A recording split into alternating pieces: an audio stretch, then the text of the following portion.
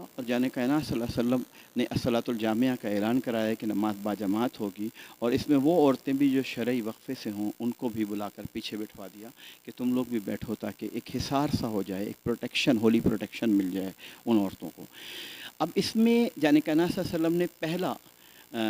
جو پہلی رکعت اور دوسری رکعت میں قیام پہلا والا لمبا کیا اور رکوع بھی لمبا کیا، پھر دوبارہ کھڑے ہوئے، پھر دوبارہ لمبی صورتیں تلاوت کی اور رکوع اگلا والا چھوٹا کیا۔ تو ایک رکعت میں 2 دفعہ رکوع کیا، پھر اگلی رکعت میں 2 دفعہ رکوع کیا، ایک روایت میں کہ 3 دفعہ، اور ایک میں ہے 4 دفعہ، اور ایک میں 5 دفعہ۔ مقصد رکوع بڑھانے کا یہ تھا کہ سورج پورا گرہن ہو جائے، اس دوران میں لوگ حالت نماز میں ہی رہیں۔ اگر وہ حالت نماز میں نہیں ہوں گے تو خواہ کے وہم میں مبتلا ہوں گے اور برے اثرات کو واقعی اپنے اوپر طاری کر لیں گے، کیونکہ بعض دفعہ انسان نفسیاتی طور پہ طاری کر لیتا ہے اور وہ ہوتی نہیں ہے۔ بیماری جسمانی نہیں ہوتی، نفسیاتی ہوتی ہے، اور اس کے وہ تمام علامتیں طاری ہو جاتی ہیں۔ تو اس لیے جان کائنات صلی اللہ علیہ وسلم نے ان کو ان علامتوں سے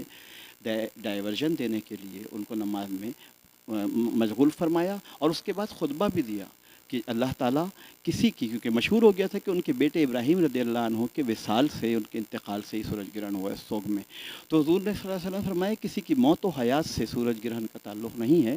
یہ اللہ تعالیٰ تم کو عبرت دلانے کے لیے، اپنے بندوں کو عبرت دلانے کے لیے یہ آثار ظاہر فرماتا ہے۔ اور اور قیامت کی نشانیوں میں سے یہ سورہ قیامت میں آیا ہے کہ فَإِذَا بَرِقَ الْبَصَرُ وَخَسَفَ الْقَمَرُ وَجُمِعَ الشَّمْسُ وَالْقَمَرُ، تو کثرت سے سورج اور چاند گرہن ہوا کریں گے۔ اب وہ سورج اور چاند گرہن کی نماز ایک ہی طرح سے پڑھی جاتی ہے، صرف ایک کو خسوف یعنی خے والا جو چاند گرہن ہے، اور ایک کو کسوف یعنی کاف والا جو سورج گرہن ہے۔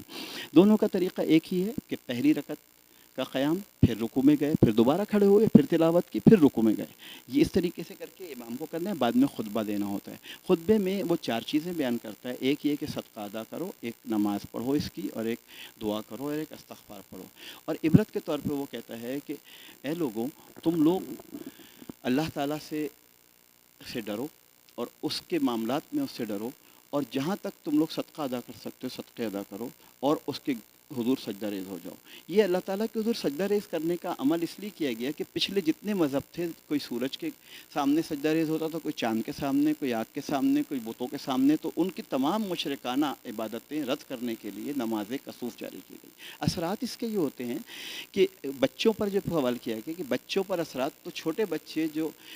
5 سے 15 سال تک کے ہیں بلوغت کی طرف، ان پہ اثرات کم ہوتے ہیں کیونکہ ان کی قوت مدافعت زیادہ ہوتی ہے۔ کاسمک ریز اور الٹرا وائلٹ ریز یہ سورج کے گرہن کے وقت ذرا تیزی سے ہمارے جسم پہ اثرات ڈالتی ہیں، تو اس کی وجہ سے حاملہ عورتیں اور دودھ پلانے والی عورتوں کا جو گائنی سسٹم ہے اور لیکٹیشن سسٹم ہے، اس کے اندر کہیں جا کے یہ ریز اثر کرتی ہیں، اور اس سے وہ سسٹم میں کہیں وائرس آنے لگتا ہے، جس کی وجہ سے بچے کی صحت اب نارمل ہونے کا اندیشہ ہے۔ اگر وہ انڈر بورن ہے کہ ابھی زیر ولادت ہے، تو اس کو اندر اب نارملٹی ہوتی ہے، اور وہ اس میں ہونٹ کٹنا، ناک کٹنا، اور کوئی سینگ سا نکل آنا، کوئی بھی چیز، کوئی ہاتھ پیر ایسا مڑا ہوا ہونا، یا ایک انگلی زیادہ پیدا ہو جانا، کوئی نہ کوئی اب نارملٹی آ جاتی ہے۔ تو چونکہ وہ آتی رہی صدیوں سے، تو اس لیے لوگوں نے اس کو وہ کیا۔ جانے کائنات صلی اللہ علیہ وسلم نے نماز کسوف میں سارا حصار کر دیا۔ میری اپنا معاملہ تھا کہ میری اپنی بیٹی قنطرہ من نظامی کی ولادت کا وقت قریب تھا، اور میں نے اپنی اہلیہ سے کہا کہ چادر سفید لو اور پیاس کاٹو بیٹھ کے، کھڑے ہجوم میں انہوں نے نماز کسوف کے درمیان میں وہ پیاس کاٹی، اور وہ بچی آج بحریہ یونیورسٹی میں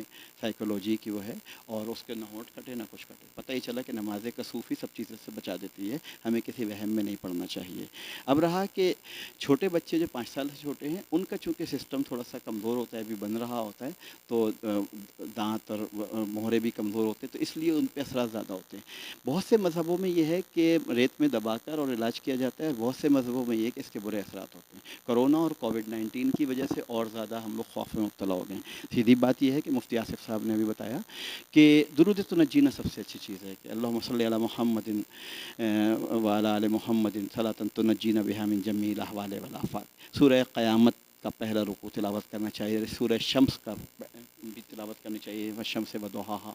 یہ تلاوت کے لیے ہونا چاہیے۔ نماز کسوف 2 رکعت پڑھنی چاہیے، چونکہ آج کل کووڈ کا زمانہ ہے، لاک ڈاؤن کا ہے، نماز باجماعت کا مشکل ہوا ہے، تو گھر میں ہی یہی نماز پڑھ لیں، اور بطور خطبہ جو ہیں وہ کوئی بھی اپنے طور پر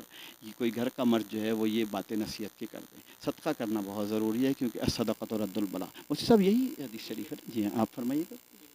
صدقہ تو رد البلا، یعنی جو صدقہ جو ہے یہ بلاؤں کو ٹال دیتا ہے، اور دوسری بات میں اس میں یہ کہنا چاہوں گا کہ یہ جو موقع ہوتا ہے یہ عبرت کے لیے ہوتا ہے، تاکہ لوگ اس اللہ تعالیٰ کے خوف سے بے خوف نہ ہو جائیں، اللہ تعالیٰ کی یاد سے غافل نہ ہو جائیں، اللہ تعالیٰ کی بارگاہ میں آ جائیں، سجدہ ریز ہو جائیں، اس سے توبہ کریں۔ اور توبہ ایسی ہونی چاہیے، سچی توبہ کرنی چاہیے،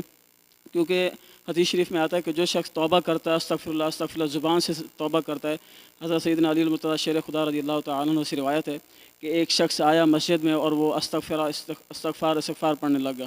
تو حضرت سیدنا علی المرتضیٰ شیر خدا رضی اللہ تعالیٰ عنہ نے فرمایا کہ سچوں والی توبہ کرو اور دل سے توبہ کرو، زبان سے توبہ نہ کرو، اس لیے کہ آپ نے صلی اللہ علیہ وسلم نے فرمایا کہ جو شخص سچی توبہ کرتا ہے اسی کی توبہ قبول ہو جاتی ہے، کیونکہ اگر کوئی شخص استغفار زبان سے تو کرتا ہے لیکن وہ استغفار کرتا ہے پھر جا کے گناہ کرتا ہے، پھر استغفار کرتا ہے پھر گناہ کرتا ہے، تو حضور علیہ وسلم نے فرمایا کہ گویا کہ وہ ایسا ہے جیسے وہ اپنے رب سے مذاق کر رہا ہے، بجائے اس کے کہ وہ اپنے گناہوں کو معاف کرانے کو اپنے رب کو ناراض کر رہا ہے۔ اس لیے سچی توبہ کرنی چاہیے، اور سچی توبہ ایسی سچی توبہ کہ حدیث شریف میں آتا ہے کہ حضور سید عالم صلی اللہ علیہ وسلم نے فرمایا کہ ایسی سچی توبہ کرو کہ جس طرح جانور کا دودھ دوہا جاتا ہے پھر وہ جانور کا دودھ جانور کے تھنوں میں واپس نہیں جاتا، تو انسان ایسی سچی توبہ کرے کہ دوبارہ وہ گناہوں کی طرف نہ پلٹ سکے، تو ایسی سچی توبہ کرنی چاہیے۔ تو یہ سورج گرہن اللہ تبارک و تعالیٰ نے اس لیے رکھا تھا کہ جو لوگ بے خوف ہو جاتے ہیں، رب کی یاد سے غافل ہو جاتے ہیں، تاکہ لوگوں کے دلوں میں خوف پیدا ہو، لوگ رب کو یاد کریں اور رب کی بارگاہ میں آ جائیں، اور پھر جب بندے مسجد میں آتے ہیں، اللہ رب تعالیٰ سے معافی مانگتے ہیں، توبہ کرتے ہیں، تو میرا رب خوش ہوتا ہے اور فرشتوں سے کہتے ہیں کہ تم گواہ ہو جاؤ کہ میں نے اپنے ان بندوں کو معاف کر دیا، اس لیے کہ یہ میرے پاس آئے ہیں، یہ مجھ سے مانگتے ہیں، یہ یہی کہتے ہیں کہ یہ صرف تو ہی ہے ہمارے گناہوں کو معاف فرمانے والا۔ تو میرا رب فرماتا ہے کہ اے فرشتوں گواہ ہو جاؤ، میں نے ان کے تمام گناہوں کو معاف فرما دیا۔ کل صبح 11:45 پر سورج گرہن شروع ہوگا اور 2:30 تک یہ کارروائی جاری رہے گی آسمان پر، اور کوشش کیجئے کہ سورج کی طرف نہ دیکھیں، اور اگر زیادہ ذہن میں ہو رہا ہے کہ دیکھنا چاہیے تو کسی پانی لے کے کسی تشلے وغیرہ میں اس میں سورج کو دیکھ لیجئے، لیکن براہ راست نہیں دیکھیے گا۔ 11:45 کل نماز کسوف کا وقت ہے۔ جزاک اللہ فی الدارین۔ اگلا سورج گرہن